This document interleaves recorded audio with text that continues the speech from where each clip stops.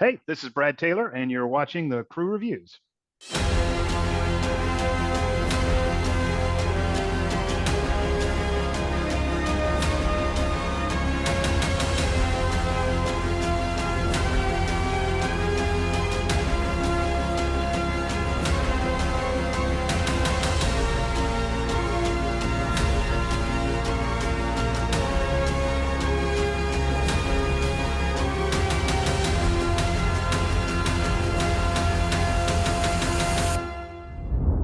Hey, Sean, look who's back on the Crew Reviews. Got Brad Taylor. Hey, sir, how are you? I'm doing well. Thank you for having me. Sean's toasting bourbon. I'm toasting I will too. water. I mean, it's so unlike me, and everyone's drinking, but Chris. But I'm there in spirit. So, hey, Brad, you've been on the show a couple times, but this time we're here to talk about Dead Man's Hand. Yeah, Uh, absolutely. So you were actually one of the first people we met at Thriller Fest, and one of the most gracious at the time. This was back in 2019. So if you don't mind not showing all the cards, but could you give us a glimpse of what readers are going to get when they open up this Yeah, book? it's well, the cards are kind of laid on the table in the first couple of chapters, so it's not that big a deal. I was doing research on Ukraine, not because I was going to write a novel. First of all, I don't want to write about current events. I always say I'm never going to write about current events because they're current, and anything could happen going in there and just ruin the book. But one of the things they're always talking about is, what's the red line for Putin to launch nuclear weapons? When are we going to cross this red line? Everybody's petrified about supporting Ukraine because of that. And so I started doing research, what would those red lines be? And I ran across this system called Perimeter that Russia has. And it's actually from the USSR back in the days of the Cold War. It was against our SDI. Reagan had Strategic Defense Initiative, which he claimed we could knock every missile in the world out, comes in here, we're going to get rid of all the missiles. And we never came close to doing that. But it scared the hell out of the USSR because at the time, the deterrence was mad, mutually assured destruction. If you launch against me, we're going to launch back. We're both going to die. Therefore, neither one of us will shoot. And Russia said, if they think they can knock out every missile, that really is going to encourage them to do a first strike because there's no fear of MAD. MAD no longer works. And so they created this system called Perimeter, which was the very first artificial intelligence way back in the Cold War days. It was called the dead hand in the West for reasons that'll become obvious. They basically said they put sensors all over Russia and said they would test for like earthquake-like activity, communications between the Kremlin and the military establishment, all these things that were in place. And if all these conditions were met, then this computer said, we've had a first strike, a first nuclear strike. And then the computer would launch the missiles. And that system still exists. It's still in Russia. That's one of the red lines. People are like, this perimeter thing they still have. And I was reading about it going, what are you updating that with 5.25 floppies? Or have you ever replaced the batteries? I mean, What? and so it's still there. And that was enough for me. I was like, there's a story in that thing. And so I changed it for the book fictionally that Putin has determined in the real world, it has to be a first strike. We literally would have to launch a nuclear strike for this thing to initiate. And Putin changes it and says, no, it's going to be me. If I take a short walk out of a long window or somebody poisons me, or if I just have a heart attack, those missiles are launching. And he's doing it for internal reasons to keep coups and all that kind of thing from happening to him. And that's where the dead man's hand came from. That's some scary shit. Yeah. As you were talking though, it kind of reminded me of, for whatever reason, I was thinking of War Games, Matthew Broderick, and Yeah. and the computers on, but I'm thinking of like the server room, and it's this big server room, and it's all these, it looks archaic, yeah.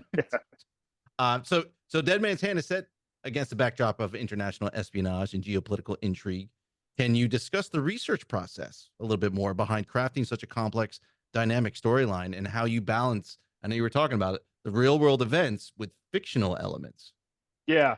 So when I first started writing, actually, I wrote my publisher and said, here's my idea because I'm a genius. And they said, that's a great book, Brad. And I said, well, hold your horses because there's a risk here because it is current events. I said, there's three risks to this. Number one, the Ukraine war may be over by the time the book comes out. I said, there's little chance of that happening, but it is a risk. Russia could leave or they could take over Ukraine, but it could be done before the book comes out. And I said, I don't think that's going to happen.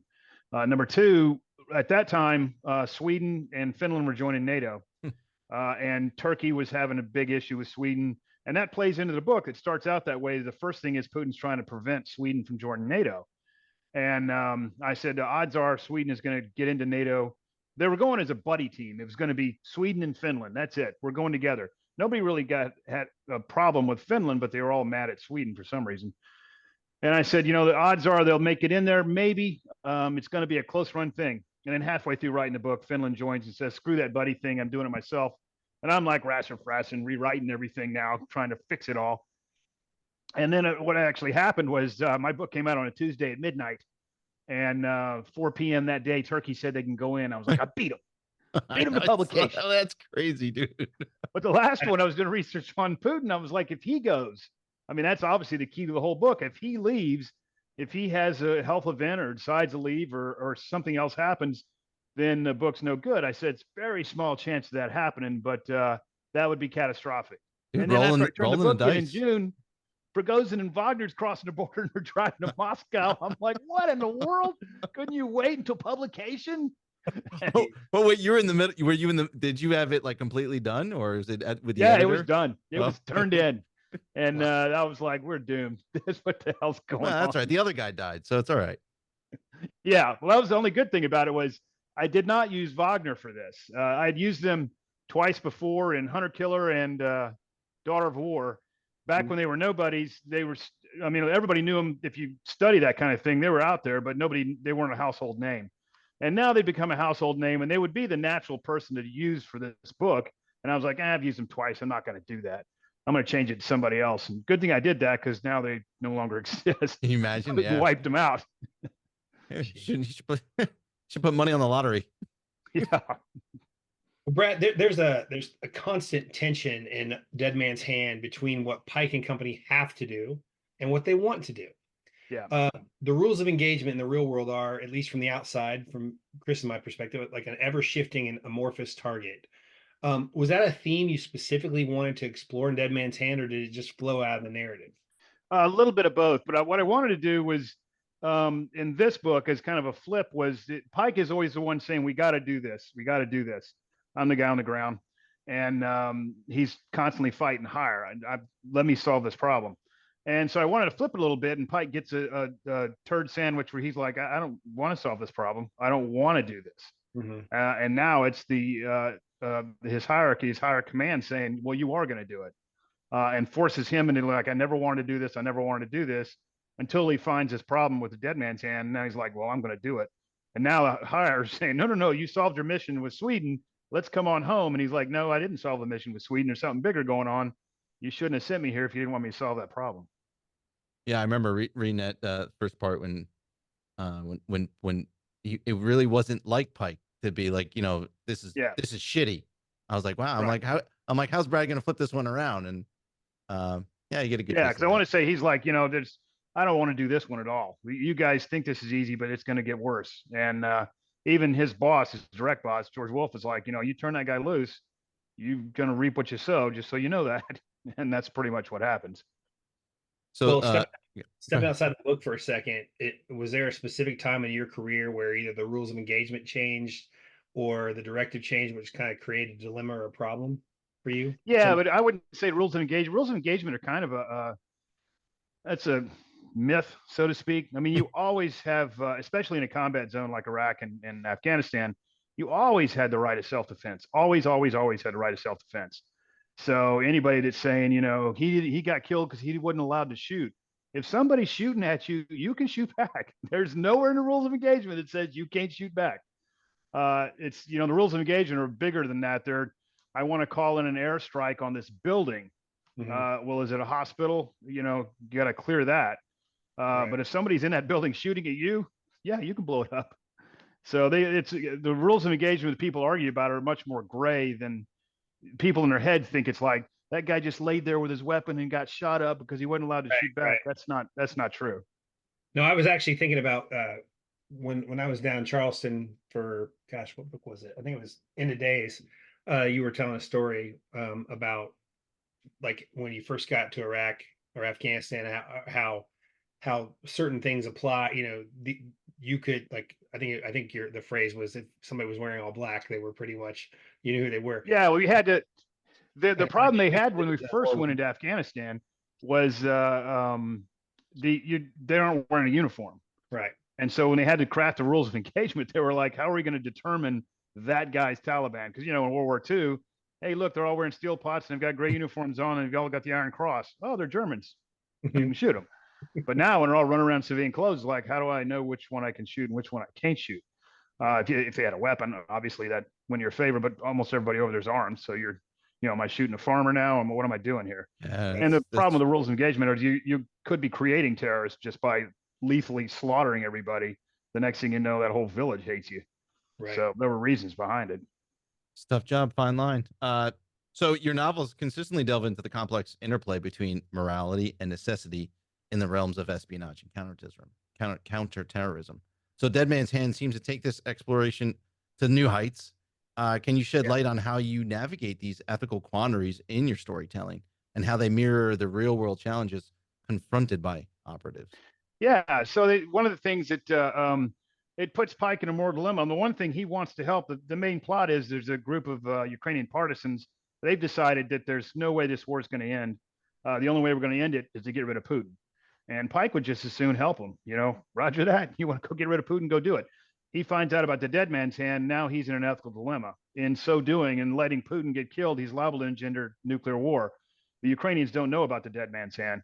And so now he's forced to choose, I literally have to protect Putin to stop a nuclear war against the allies that would rather help. And it's a damn moral dilemma for him. I wonder if Brad Taylor is in Pike Logan's shoes, if he's like, yeah, fuck it, just shoot the guy. Yeah, no, I think, at the end of the day, when you think about nuclear holocaust, you're kind of like, no, I got to make a choice here. And in his mind, he's not going to go out there and I'm not going to give any spoilers away, but he didn't want to kill the Ukrainians. He just wants to reason with them. Hey, before you go off and do this, let me tell you what's going to happen. Because they're not, they don't, if they knew about it, they wouldn't be doing what they're doing. Well, speaking of quandaries, so Chris is talking in the story. I want to talk about from a writing the story. Pike, you've created this world. Pike Logan and his team operate in a world of it's constant danger, it's uncertainty, and you pick up a book and you have an idea of if you're reading a Brad Taylor book, you have an idea of what you're in for, in a general sense, maybe not in a specific sense. But can you shed some light from your process on how, like, because you develop tension and suspense. I mean, we know this is coming, and yet you still manage to keep the suspense in the novel. How do you keep readers on the edge of their seat even when they know a confrontation is inevitable? Can you kind of share a little, I guess? Yeah, well, one thing you never know if all my guys are going to come out okay. I mean, I've eliminated characters in the past. I've regretted it and wished I hadn't have done it after the fact, but they worked perfectly for that specific book. But then I wished I hadn't. So at the end of the day, you don't know exactly who's going to make it out of there. That does increase the tension.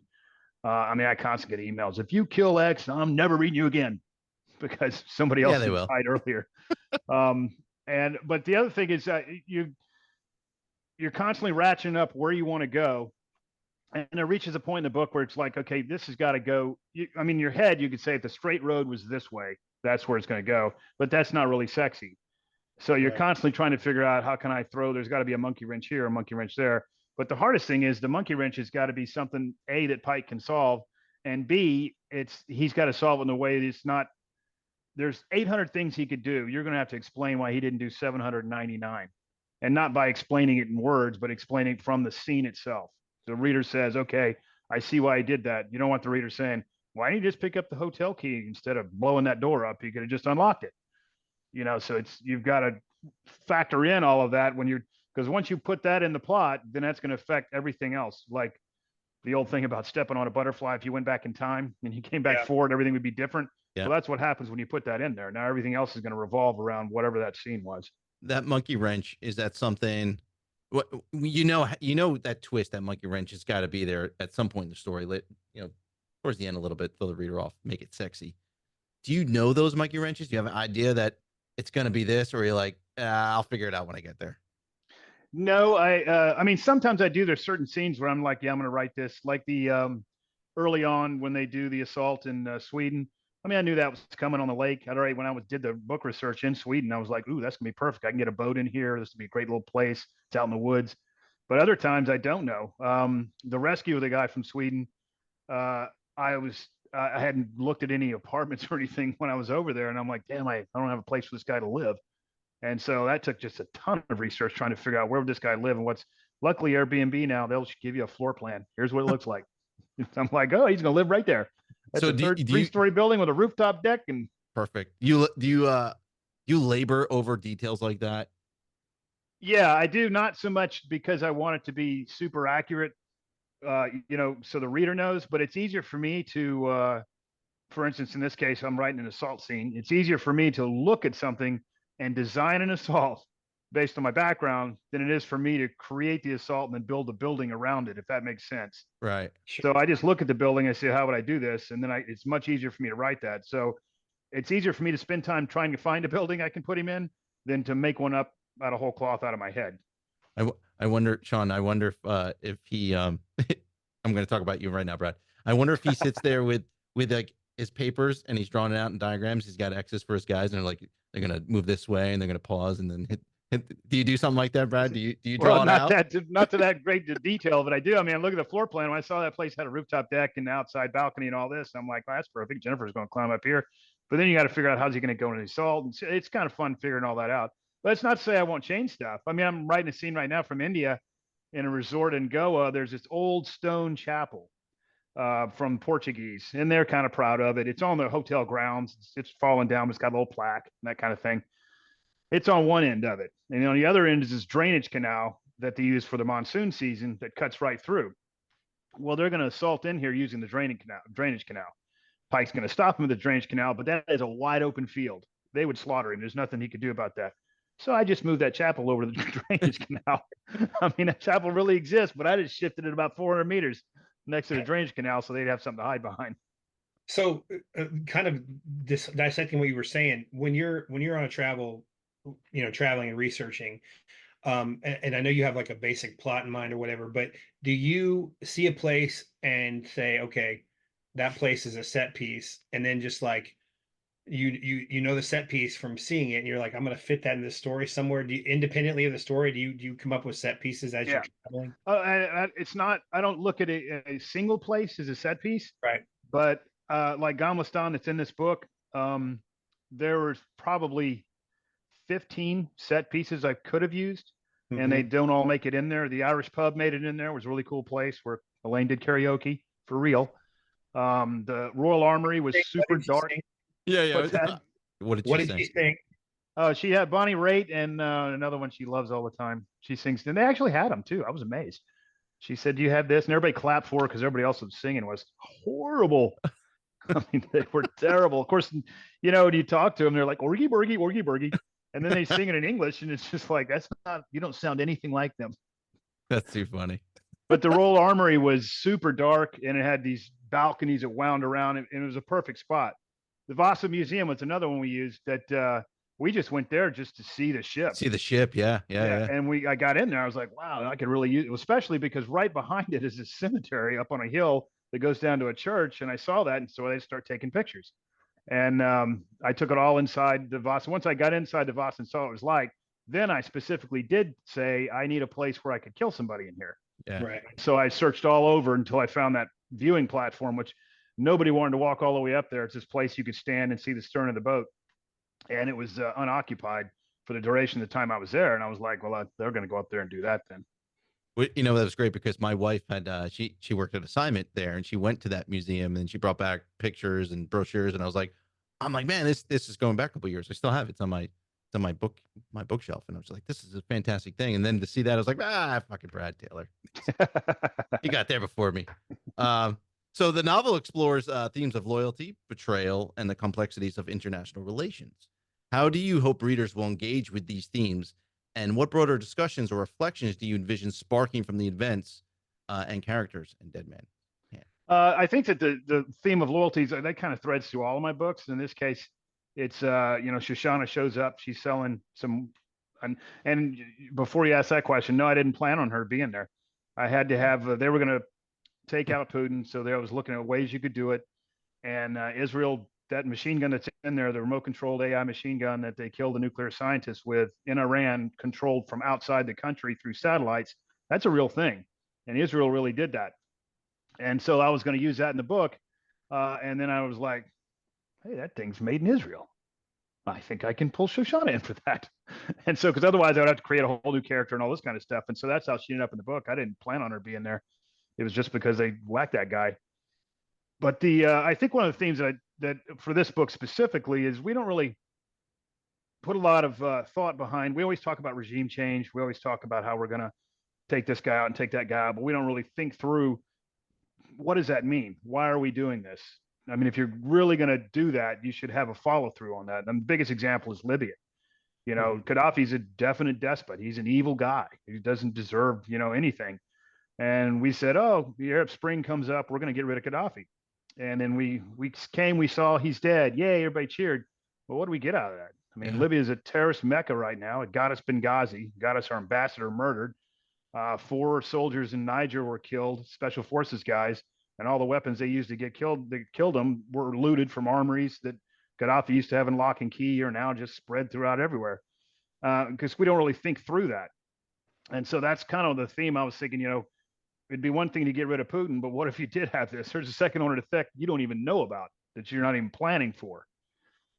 So, Brad, going real world a little bit, do you think that it's the politicians that don't think it through and our military leadership, or is it just one, or is it the other? Like why is that? It seems like common sense. Like, I think it builds up. Well, there's 2 things. There's wishful thinking that we're going to get rid of this and it's going to be all there's going to be an Arab Thomas Jefferson that comes to the fore and it's going to be honeypots and rainbows.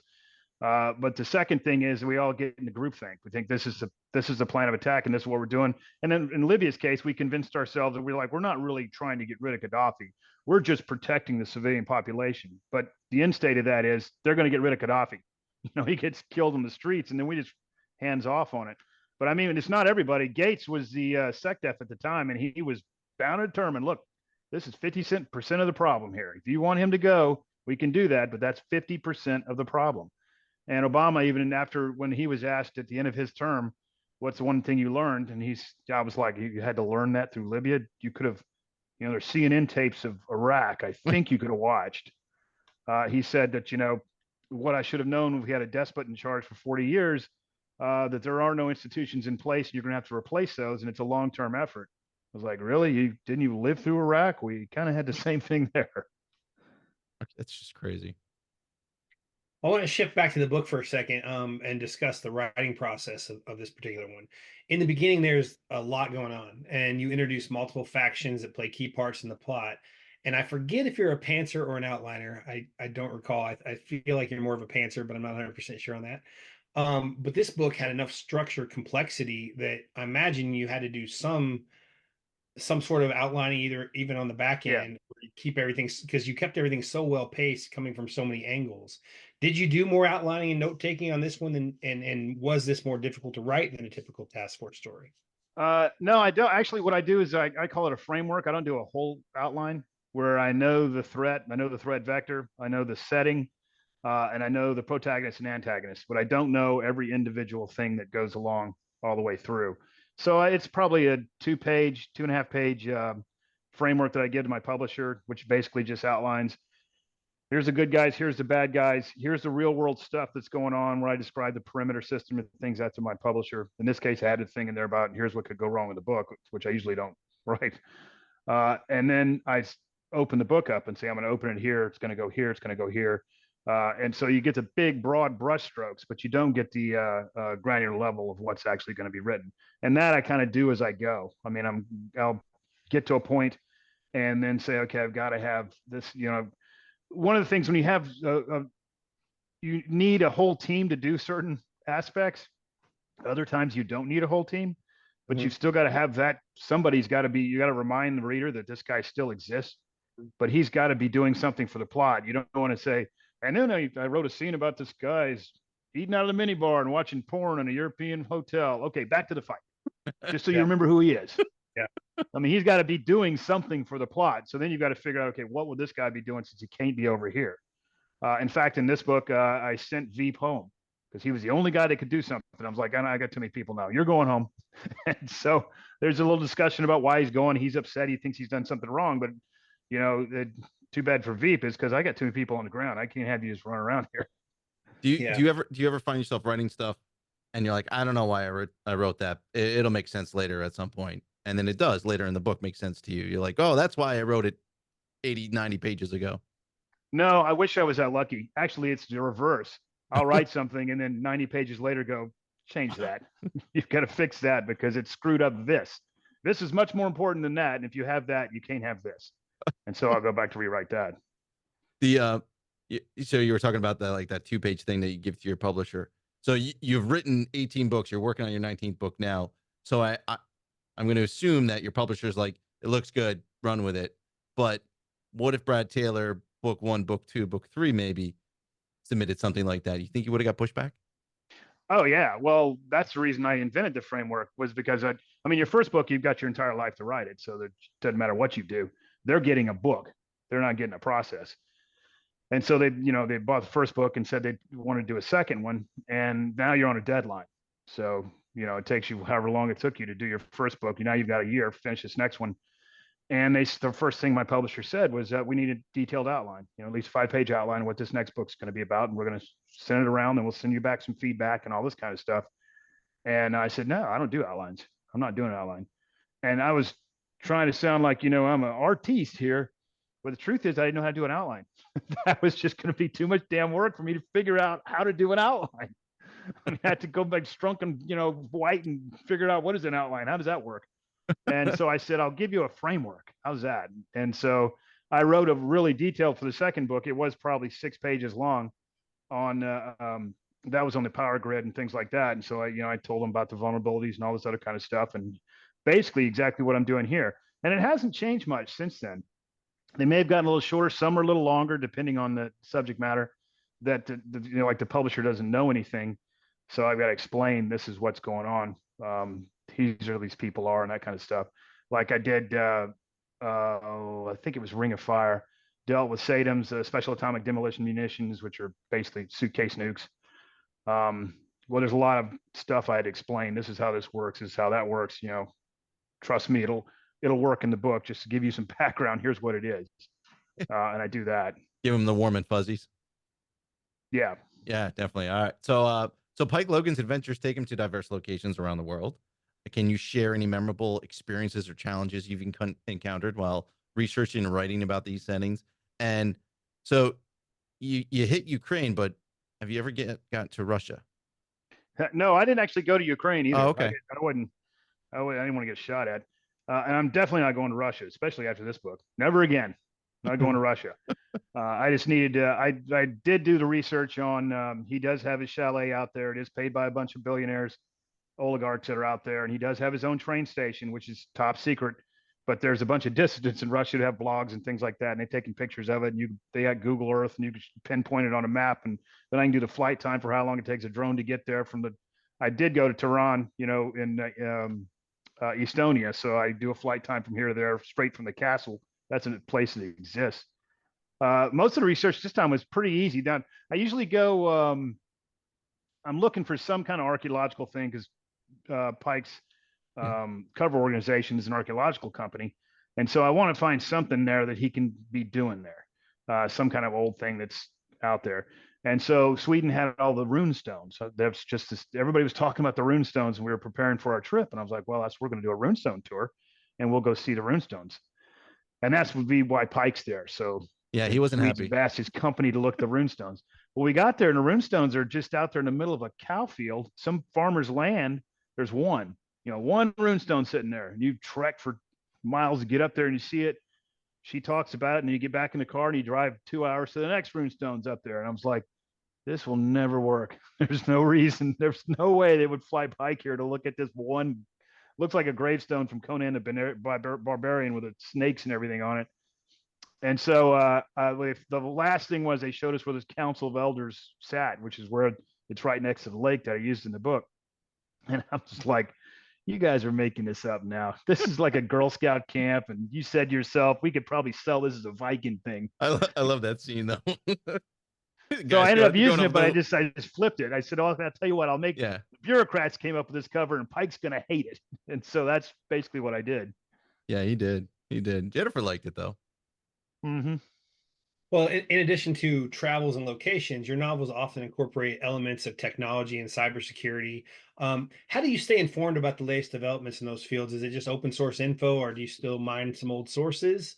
And secondly, how do you manage to incorporate those in your storytelling and avoid the cliches and the outdated tropes? Yeah, that's the hardest thing to do is keep in touch with, keep on top of technology because it's just going at such a rapid pace, and it bifurcates and goes off in 14 different ways. I mean, you could write 42 different ways of the apps in your phone that I could attack, and most of it is open source in the sense that it's PhD students talking about stuff. I get feeds every day on hackers, the latest vulnerability, and all these kind of things. And most of that, they'll send you stuff because they want to prevent it from happening.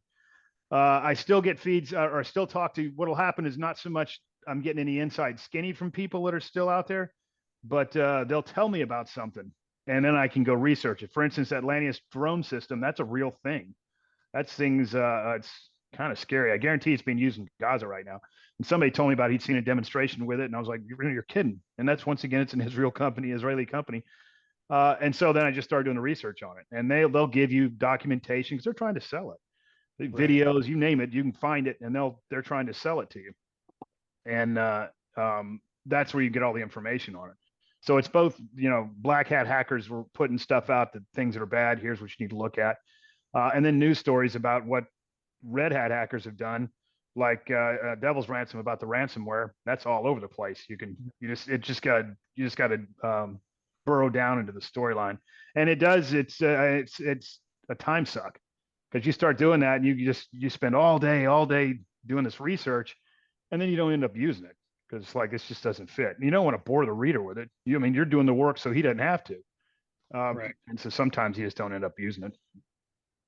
So you don't have a buddy at DARPA that feeds you all the No, stuff. I've got some buddies that'll feed me something they saw. Usually it's something they're using, and they'll tell me about it, and I'm like, then I'll start doing the research on it. Like, I can't DARPA put. themselves, they have their own newsletter. I mean, you can sign up for the DARPA newsletter. Wait They'll a tell you minute. all the latest and There's a greatest they're DARPA doing. newsletter. Yeah, Like, they have why? they want to brag about what they're doing too.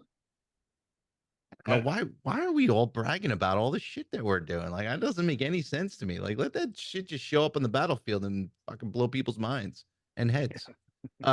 So Pike is a multifaceted character with a rich backstory, complex motivations. How do you? So this is 18. This is book 18. You're writing 19. That is an amazing long career, especially in the fiction world. It's an amazing. So how do you continue to develop his character throughout the series, and what aspects of his personality do you find most compelling to explore? Yeah, that's another thing that's really hard to do because he can't be the same guy. And I never had any I didn't have any idea I would have one book published, much less 18, and so I never sat down and said, here's what I'm going to do in book 5, and by book 10 he'll be like this. And I mean, I just do it book by book, but I knew inherently he had to grow because the human condition is change. If you go to college, you change. If you have kids, you change. You get your first job, you change. And so I constantly want him to be changing, and it is something I think about each book. But the long arc of it is he was a broken psychopath in book 1, and he's come all the way through. But it's also with Jennifer too. She used to be black and white. It's either good or it's bad. There is no in between. And Pike was always, the greater good. It's the outcome of what I do that determines this. So if I kill this guy and it saves that old lady, then that's a good thing. Whereas Jennifer would say you shouldn't be killing anybody regardless. She has come around more to his thinking, and she realizes which way, that the world is a mess of gray. It's not all black and white. And he has come back more to her way of thinking of there is some black and white here. It's not all gray. Right? There are some things that are good and some things that are bad. I know he's your bread and butter, but I wonder if Pike will ever be able to. No, I don't know if he would, but hanging on the porch and drink some booze or smoke a cigar or something and just chill out. I don't know. You ever gonna get that? Maybe. He mentions it a few times. A couple times he'll talk about some of the short stories are doing it. Of course, it always turns into a shit show at that point. But when it starts, they're out there cooling off. Otherwise, it wouldn't be a Brad Taylor story, right? Shit's got to blow up. People got to, throats got to get slashed. All right. So finally, looking ahead, what can readers expect from Pike Logan and the task force in future installment of the series? Are there any new directions, storylines you're excited to explore? Maybe Yeah, some. this one we went to India. Okay. India's going to be all over the news in January. Yeah, I was gonna say. What's going to happen. So when I started writing this thing, I picked India because I had never been there, and there's a lot of what really piqued my interest was Modi tried to kill 2 guys in the United States and did kill somebody in Canada. Now, of course, he says I had nothing to do with that, but our intelligence agency and the Canadian intelligence agency said the Indian government are the ones that whacked these guys. And I was like, what? India did what? Because I don't really track that. So I started doing research on it, and I was like, okay, there's a story here. And so we went to India to do the research, and I was writing the book, and then Hamas attacks, and everybody's like, yo, you got to write about Hamas. You got to write about Hamas. I was like, no way. I'm not touching that. I already have. End of days. Read that. Al-Aqsa Mosque is all through it. I said, no, I'm sticking with this. I told my publisher that too. Has this changed your thinking of where you're going to write about? I said, not in the least. Mark my words, in January, we're all going to be talking about India. January, it's going to be, where's that spot? It's the Pakistan, China, Kashmir, and India. up in Kashmir. Yeah, Kashmir. Or with China. They're fighting China too. So, well, I think the manufacturing and pretty much everyone's trying to pivot and move into India, right? Because it's a that's actually what it involves. Not to talk too much about the new book, but the rare earth elements, which is what everything's built on. All technologies, your cell phone, Teslas, hypersonic missiles, F-35 fighter, all use rare earth elements, and China has a monopoly on them. They make 80% of them, 80%, and they actually cut off Japan, which raised the hackles on our neck. Well, if they cut Japan off, they could cut us off. Well, India just found a huge deposit of it, so you can see where I'm going with this.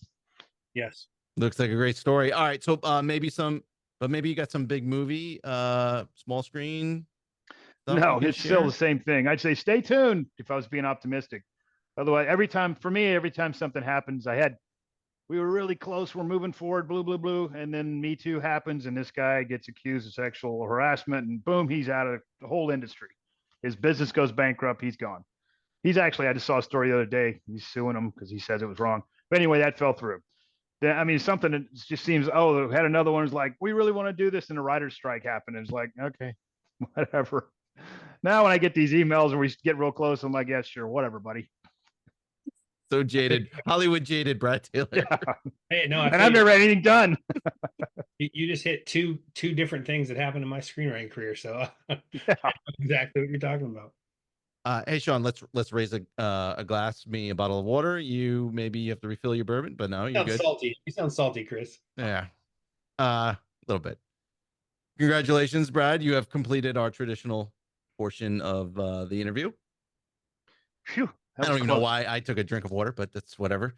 Now we're gonna hit the lightning round, where the questions are neither lightning but it is kind of a round. So, yeah, I'm gonna go first. So you're given 30 seconds to address the president of the United States about the conflict in Ukraine. You only have 30 seconds. What, if anything, do you say to him? Well, I'd be addressing, I think, the Congress, not the president, because he's all on board. I'd say give them the damn weapons. I don't know why people talk about, why are we giving our blood and treasure to Ukraine? Well, we're not giving any blood, and the treasure is like a rounding error. And why would you not do it? I like, dude, that's great. I love that. Yeah, rounding area. He just proposed the budget for next year. It's like 7.56 trillion. Right.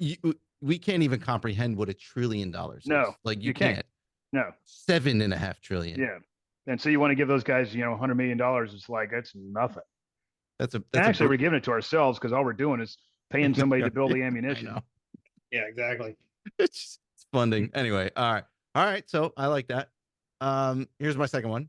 So you've been retired for a bit, and while the switched on mindset might be a tad more reserved, truly never fades. So let me ask you, how many surveillance detection routes did you run today? I don't do it here in my own hometown. I was doing it in India, though. Those guys that's one of the hard things I'm going to have to do to write about, because I don't know what everybody's talking about, multicultural, multi-ethnic. You're standing out. You're like a Q-tip in an oil spot walking around that place. There's no way you're going to be able to do any surveillance. Were you like your bags and stuff? Are you like suction cup to you so you don't get pickpocketed or No, I what? didn't really about that too much, but we did go to. There was a huge Muslim section in Mumbai we walked to, and it got really tense. I mean, everybody was just eyeballing us. And I was like, whoo-hoo. And they had, they love the Ayatollah Khomeini. It was all his Persian stuff everywhere. Iran, we love Iran. And Oh, Elaine was like, wow. okay, it's time for us to go. In Mumbai, they had all that? I Yeah, didn't. Wow, that's crazy. Were you expecting that or no? not that to that extent. I knew it was a Muslim area. That's why I went there. Right. But I didn't expect it to turn into Little Beirut, which it basically did. Ah, it's fascinating. They're All all right. into Cobbs and Kavias. I mean, everybody's black moving objects all over the place. And here's Lily White, Brad Taylor Right. walking around. All right. So here's my last question. March Madness is around the corner, and the selection Sunday is after this interview. If you had to guess the national champion, who would you pick? University of Texas women's. Okay. That's the only one I'm tracking. All right. All right. Okay. I like it. I don't follow college basketball that much. I knew Texas would be involved. Yeah. University of Texas women are doing real well this year, so that's the only I'm tracking. I'm a fair weather fan. If somebody starts winning, I'll start following. It's hilarious. I was telling Elaine that both of our daughters go to Alabama, and I was telling Elaine that Annabeth was like despondent when the football coach when Saban retired. She was so yeah. So did my daughter actually said, well, I'm not going to be here next year anyway. Yeah, I was thinking, my daughter was like, I just got here. She just got there. Yeah. Got 1 year. It's unfair. So my first question is, so you were a tier 1 operator surrounded by some of the most skilled military people to ever put on a uniform. Who is the scariest or most dangerous person you ever encountered in or out of action? You mean you want an actual name? No, just like you. I mean, you can give them a description, or whatever. However you want to answer that question. I'll tell you. Yeah, I mean, give me a name. I want a name. No, I'm not giving a name. They were in the building with me, though. Actually, when I went through training, some of those guys, I didn't know if they were going to kill me. I mean, they're just one of them. Actually, he's in my books because he ended up being a good friend of mine. At the time, I thought he wanted to kill me. He's known as Axe in the book, which is his actual real call sign. He had done Mogadishu. He looks like a Call of Duty character. He's 6'4", 6'5", bald head, nothing but muscle, lean, and he was one of my instructors. And just as a side note, he claims he didn't do this, but he did do it.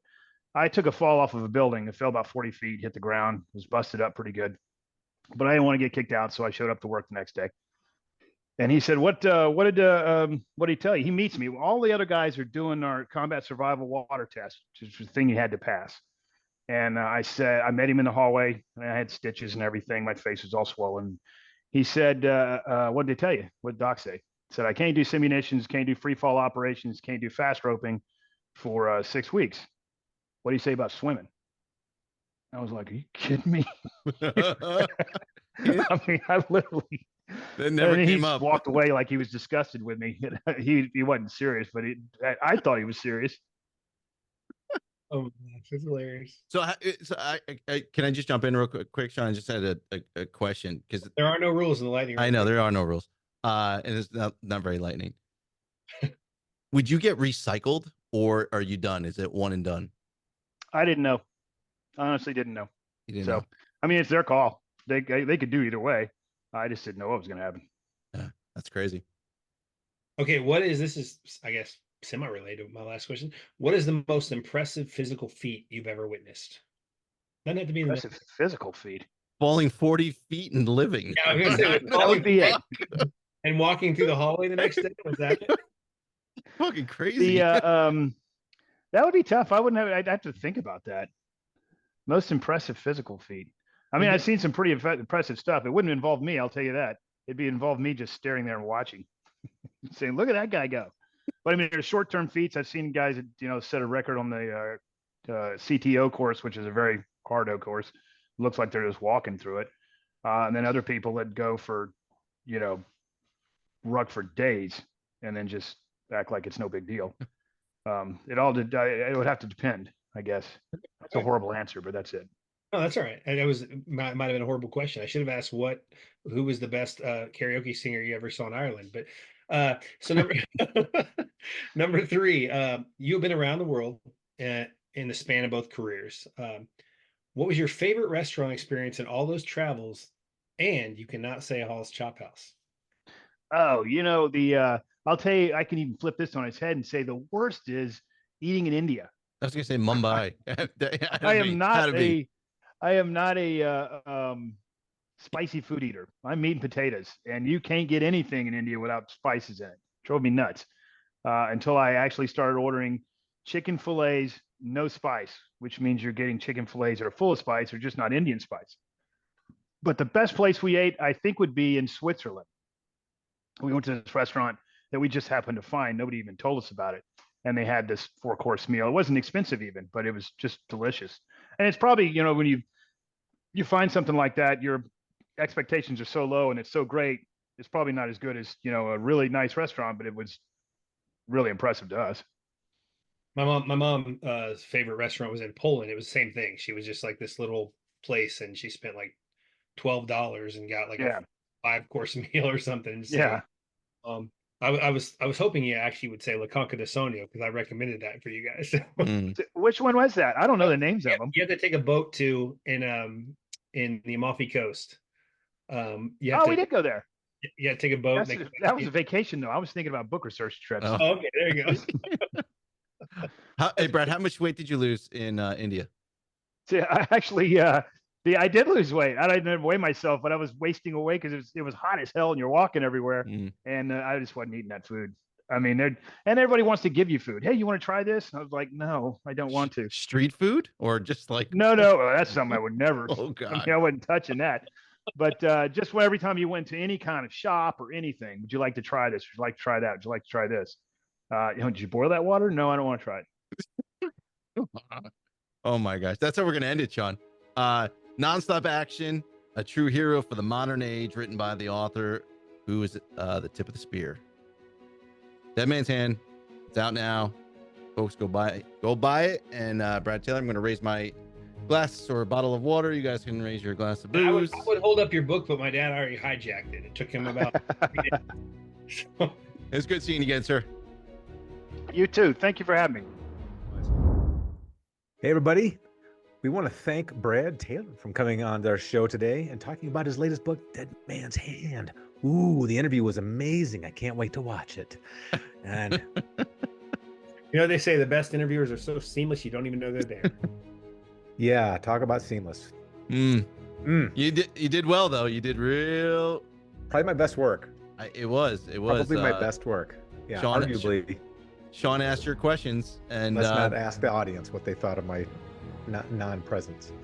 Your patience actually told us it was your best work. Hey, where have you been? Everybody's been asking me to go somewhere else. You should have been there for this one, Brad. Brad Taylor, always a great guest on the show.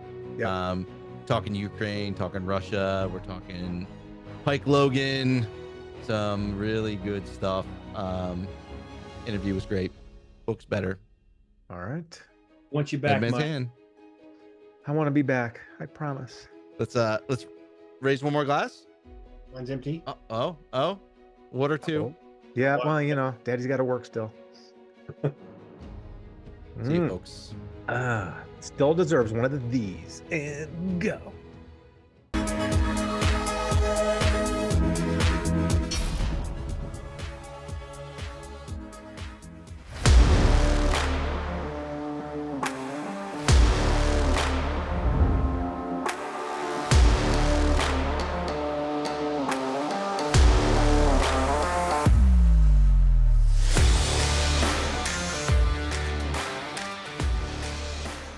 Well, this beats what I've done lately. Mike should be the one that says thank you to thank you to Brad Taylor for showing. Yeah, please do the outro, Mike. Here, I'll hold the book up for you. Yeah, because I don't even know the title. Dead Man's Hand. There we go. 3, 2, and 1. What? Oh, hey, no. Was there more?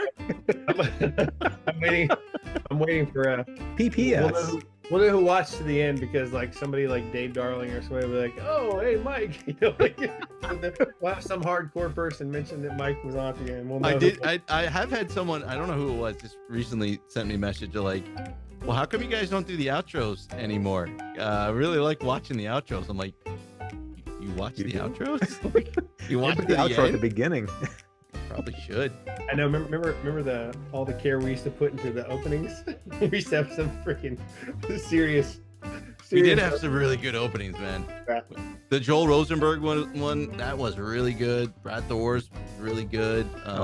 Bob Crace, like The one we filmed in Colorado was still. Was that Chris Howdy? my Where's kids. it- We literally just Eric, watched was it that. It Seriously? popped up. It popped up on my. Chris Howdy? Yeah, it was a Chris Howdy thing where, Was it? dude, it was actually really. My son was laughing. He's like, Oh, it's hilarious. The one he's that's like, his underwear's on his head. Yeah. He goes, wait a minute, isn't that one of your friends? He goes, you just closed the trunk back on him. He goes, you were in Colorado? He's like, what's going on? Just remember that 12-year-old boy never dies inside of you. I know, right? Next time we get together, we gotta do a little skit, something, because Yeah. that was a shit ton of fun. Sure. That was a lot of fun. Like, I think we got more out of it than anybody else, for sure. There was music in the background. Oh man, we had the whole thing. It was great.